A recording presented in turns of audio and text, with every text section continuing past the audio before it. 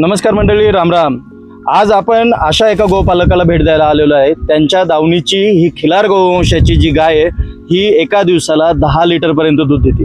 पण त्याचबरोबर त्या गोपालकांनी आपल्या 10 गायांपासूनचा प्रवास आज 100 गायांपर्यंत आणलेला आहे आणि त्यांच्या माध्यमातून ह्या ठिकाणी कमीत कमी 10 ते 15 एकरवर नैसर्गिक शेती केली जाते। या शेतीमधून गायांसाठी चारा आणि आपल्या ह्या पिंपरी चिंचवड पुणे शहरासाठी नैसर्गिक विषमुक्त भाजीपाला यांच्या माध्यमातून पिकवला जातो।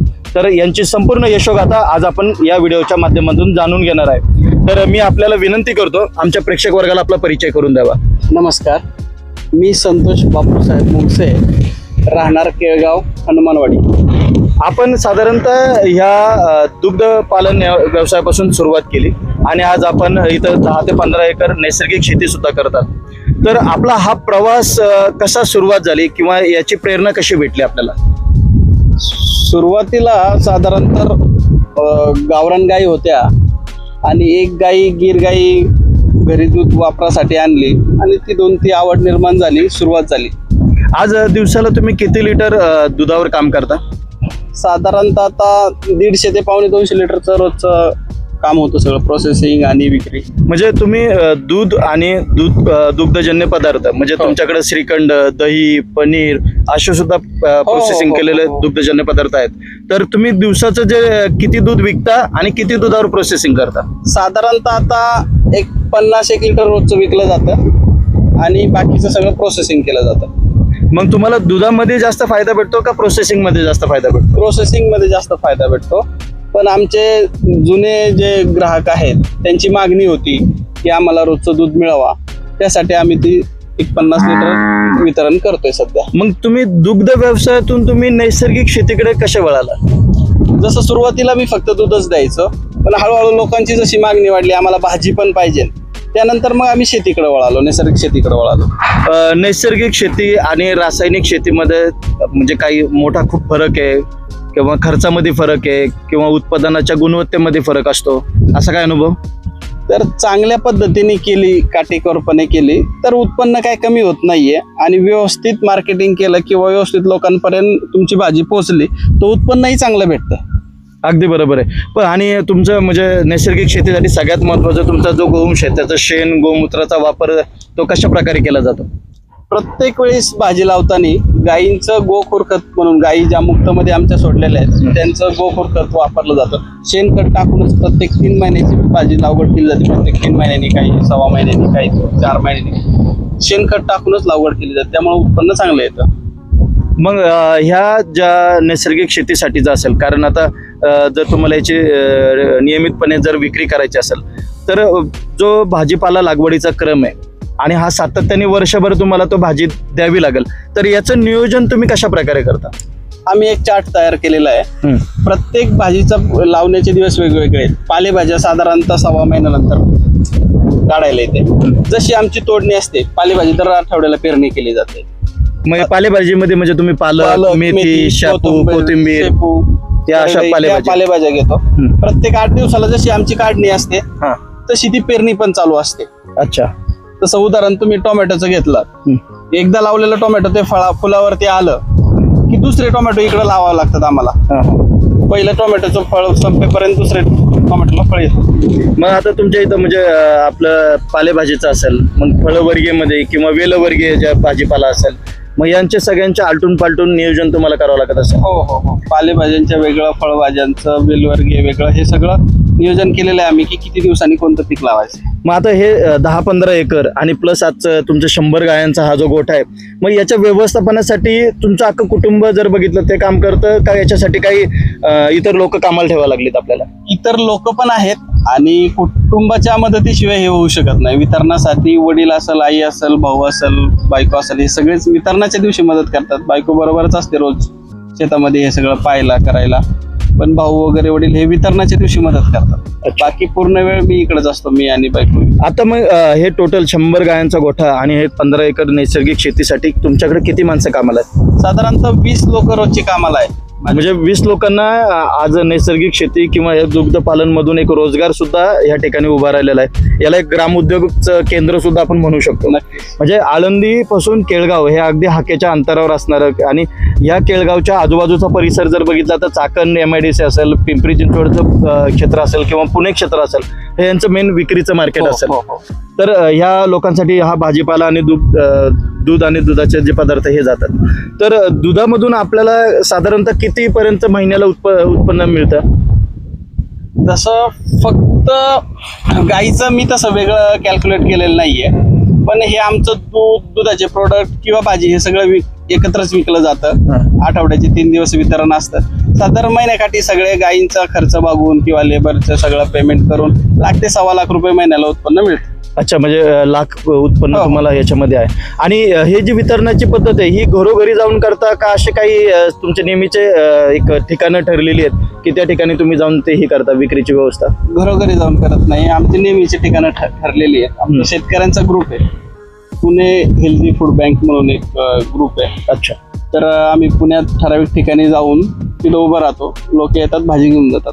नेहमीचीच फिक्स लोक येऊन एक कुटुंबाप्रमाणेच आमचं आता हे सगळं चालतं. मग आता याच्यामध्ये मग म्हणजे त्यांना तुमच्याकडे कोणता भाजीपाला होणार आहे याची सुद्धा त्यांना माहिती अगोदरच असते? हो, व्हॉट्सअप ग्रुप केलेले आहेत. व्हॉट्सअप ग्रुपवरती आम्ही अपडेट देत राहतो. आम्ही ही भाजी लावली आहे, उद्या ही घेऊन येतोय, हे आपल्याकडे कमी आहे, हे जास्त आहे, त्याप्रमाणे लोक येऊन घेऊन म्हणजे जातात. आगाऊ त्यांची नोंदणी बी तुमच्याकडे असेल की आम्ही ही भाजी बुक करतोय, एवढी एवढी भाजी लागेल? काही ग्रुप असे आहेत तिथं टायमिंग वेगळा आहे, म्हणजे दुपारची वेळ आहे. मग अशा वेळेस आम्ही आधी ऑर्डर घेतलेल्या आहेत, अच्छा. घेतलेल्या असतात आठवड्याच्या.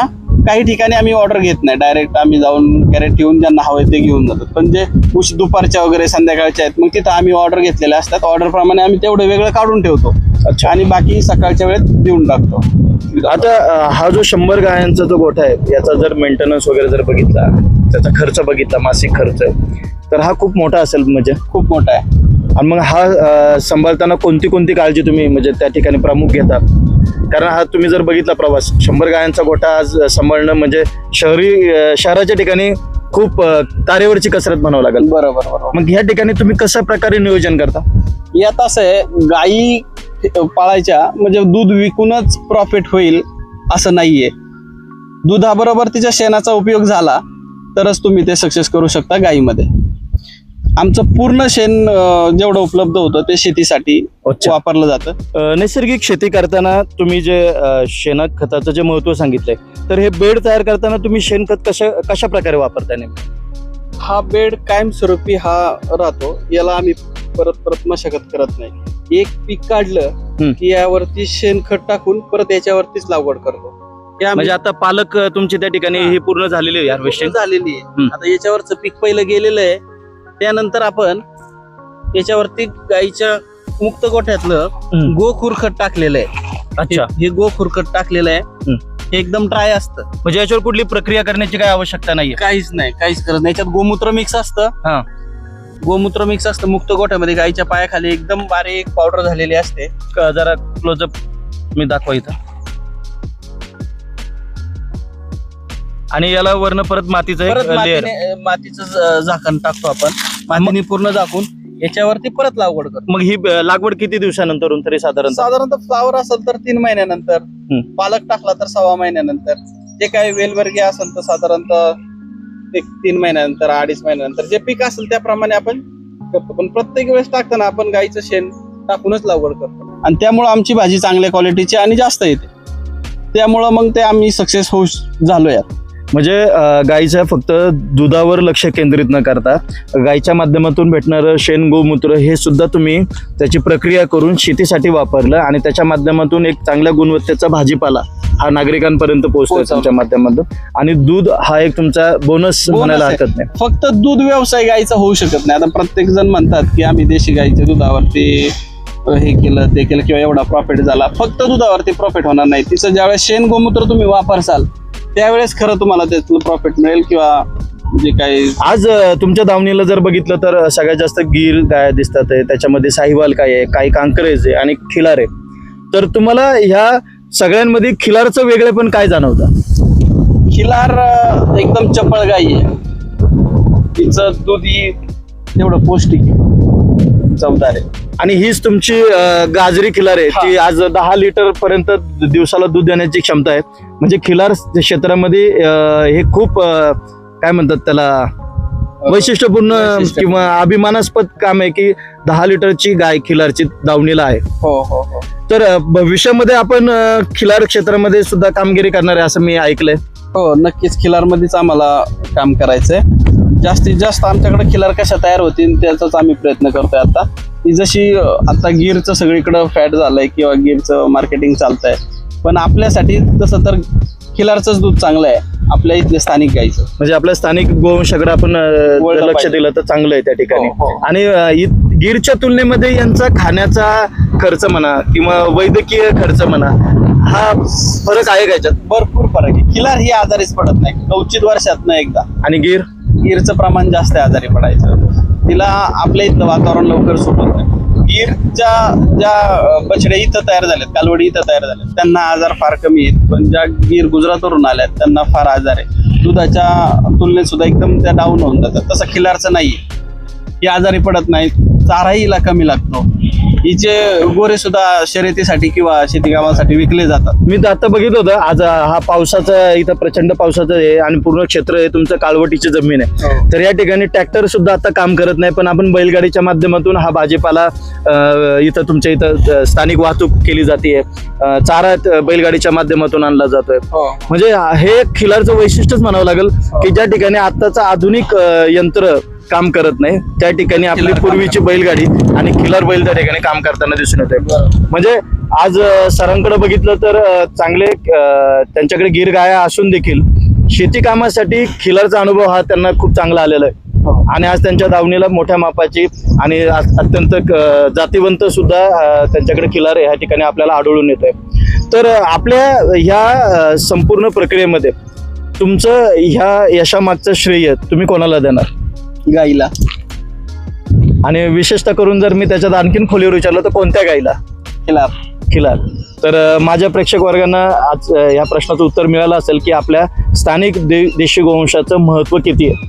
तर मी दादांच्या या कार्याला या म्हणजे गोसेवा समिती महाराष्ट्र राज्याच्या वतीने खूप खूप शुभेच्छा देतो आणि आपल्या पुणे आणि पिंपरी चिंचवड शहरातील सर्व नागरिकांना विनंती करतो, आपल्याला जर उत्तम दर्जाचं दूध हवं असेल किंवा दुग्धजन्य पदार्थ हवं असेल आणि जर नैसर्गिक विषमुक्त भाजीपाला हवा असेल तर आपण दादांचाही संपर्क करावा.